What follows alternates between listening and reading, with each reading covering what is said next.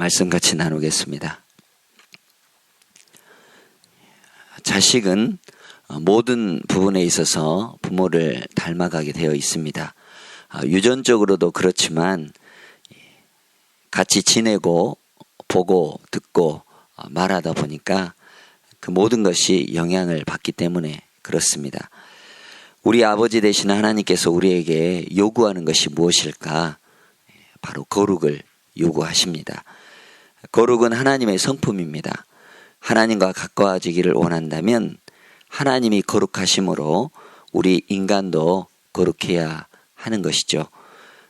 나는 너희의 하나님이 되려고 너희를 애굽 땅에서 인도하여 낸 여호와라.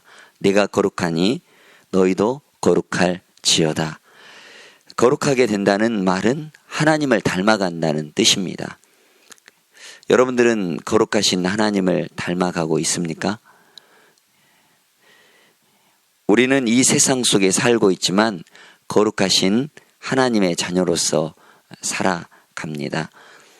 번제, 소제, 화목제에 이어 오늘은 4장 속죄제입니다.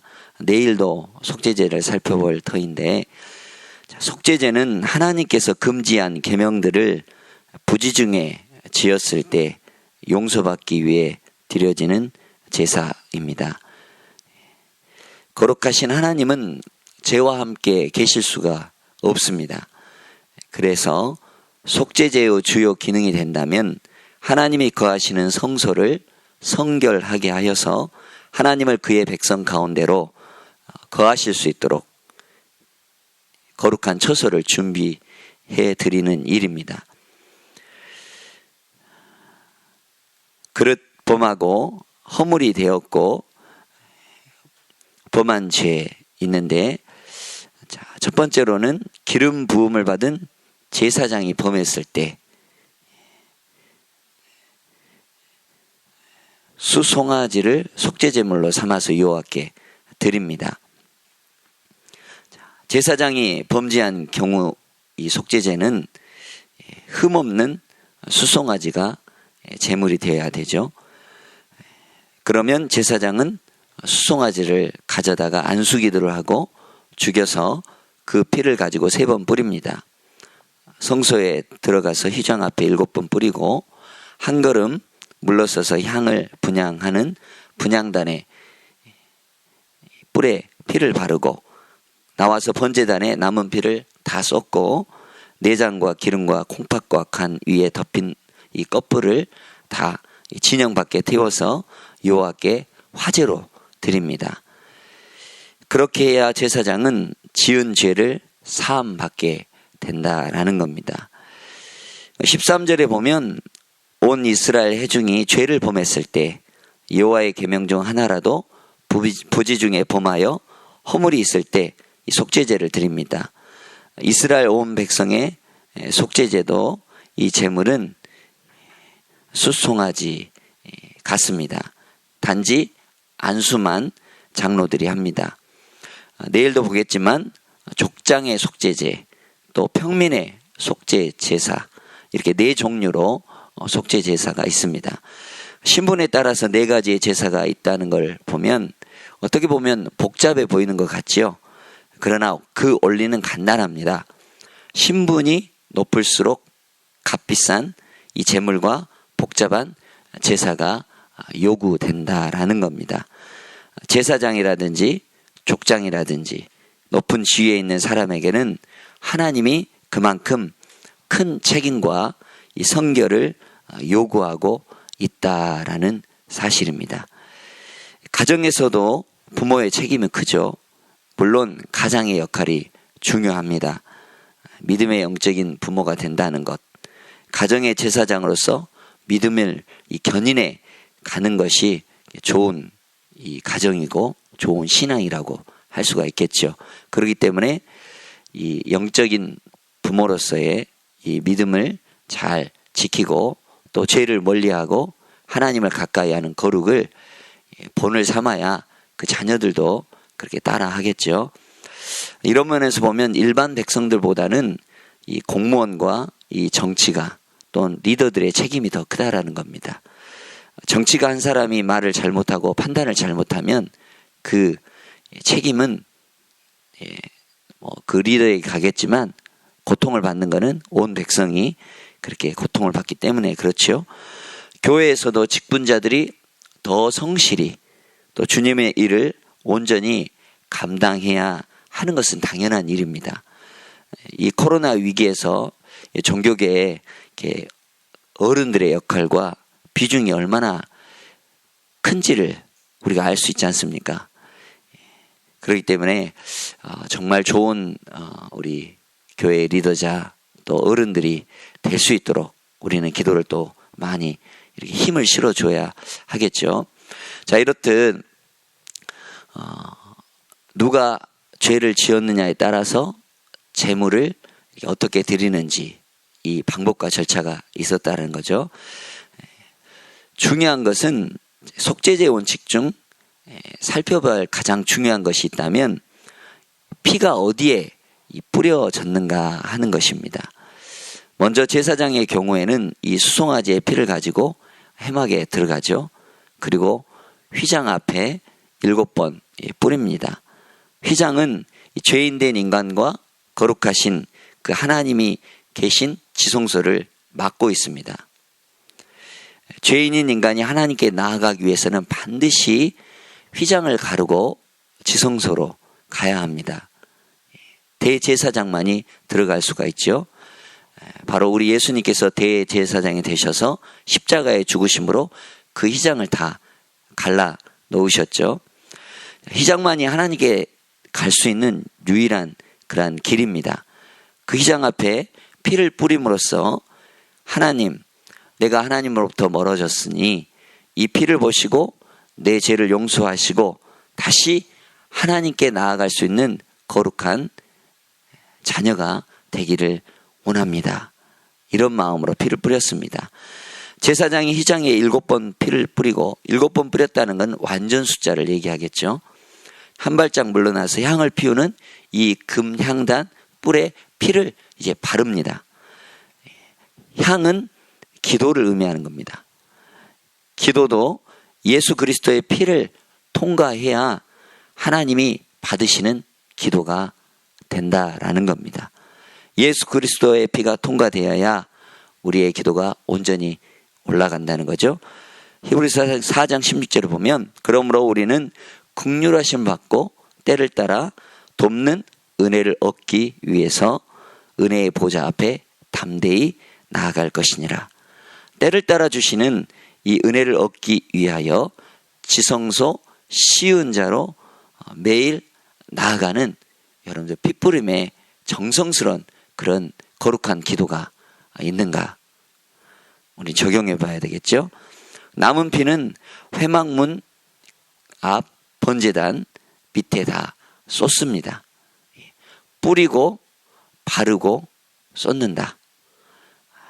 번제단은 자신을 다 드리는 헌신을 의미합니다. 우리가 1장에서 배운 것처럼 우리가 하나님을 위해서 헌신하고 희생한다고 할지라도 예수 그리스도의 피가 있어야 그 희생과 헌신을 하나님이 온전히 받으신다. 예수 믿지 않는 사람들도 보면 선한 일을 많이 합니다. 고아원, 양로원 운영하고요. 때로는 기부도 훨씬 많이 합니다. 나라가 위기에 처할 때는 또 큰 애국심을 발휘하기도 하죠. 부끄럽지만 그리스도인보다 더 열심을 내는 경우가 허다합니다. 그런 선행, 봉사와 희생은 숭고할지 모릅니다. 그러나 인간의 차원에서 끝나는 것이지 하나님이 천국에서 상을 베풀어 주실 때 기준은 아니라는 겁니다. 그렇다고 그리스도인이 이런 봉사를 하지 말라는 의미는 더더욱 아니겠죠. 그런데 피의 공로를 의지하지 않는 희생과 헌신은 하나님께 연락이 되지 않는다는 겁니다. 가인은 땅의 소산으로 제물을 삼아서 하나님께 제사를 드렸습니다. 가인은 피 없는 제사를 드렸습니다. 아벨은 양의 첫 새끼와 기름을 제물로 하나님께 드렸습니다. 이 말은 피를 드렸다라는 겁니다. 하나님은 아벨과 그의 제물을 받으셨습니다. 그러나 가인의 제물은 받지 않았습니다. 피를 흘리는 희생을 받으셨다라는 겁니다. 인간에게 세 가지 액체가 있는데 땀이죠. 열심히 집중적으로 하면 땀을 흘립니다. 그리고 눈물입니다. 내 마음에 이 고통이라든지 정말 끓어오르는 그것이 눈물로 나오죠. 마지막은 피죠. 이거는 완전한 희생입니다. 그러므로 우리는 예수님의 피로 말미암아 하나님께 나아갈 수 있습니다. 예수님의 피를 의지해서 기도를 올릴 수 있고 예수님의 피를 의지해서 하나님께 참된 헌신과 봉사를 올려드릴 수 있습니다. 그래서 주의 보혈 능력이 있도다. 주의 피 믿습니다. 주의 보혈 그 어린 양의 매우 귀중한 피. 그 피를 힘입고 우리는 하나님 앞에 담대히 나아갈 수 있는 것입니다. 타락한 죄인들이 어떻게 죄를 씻음받고 거룩해질 수가 있겠습니까? 예수 그리스도의 대속적 피 흘림을 통해서만 죄 씻음이 가능합니다. 육체의 생명은 피에 있음이라 내가 이 피를 너희에게 주어 제단에 뿌려 너희의 생명을 위하여 속죄하게 하였나니 생명이 피에 있으므로 피가 죄를 속하느니라. 타락한 인간들을 구원하기 위하여 주신 유일한 방법이 십자가의 대속의 방법이라는 겁니다. 나의 죄를 씻기는 예수의 피밖에 없네. 다시 정케 하기도 예수의 피밖에 없네. 예수의 흘린 피 나를 희게 하오니 귀하고 귀하다. 예수의 피밖에 없네. 이 속죄의 피 너무나 중요합니다. 우리는 주님의 피로 가까워졌습니다. 우리를 사랑하사 그의 피로 우리의 죄에서 우리를 해방하시고 그의 아버지 하나님을 위하여 우리를 나라와 제사장으로 삼으셨다. 그의 피로 우리를 죄에서 해방해 주셨다. 그래서 예수 안에 거룩하여지고 또한 하나님의 성도라고 부르게 또 부르심을 받았다라는 겁니다. 그리스도 예수 안에 있다는 표현은 그리스도와 연합되었다라는 거죠. 늘 주님에게 붙어 있으므로 보호와 공급과 관계가 지속되는 겁니다.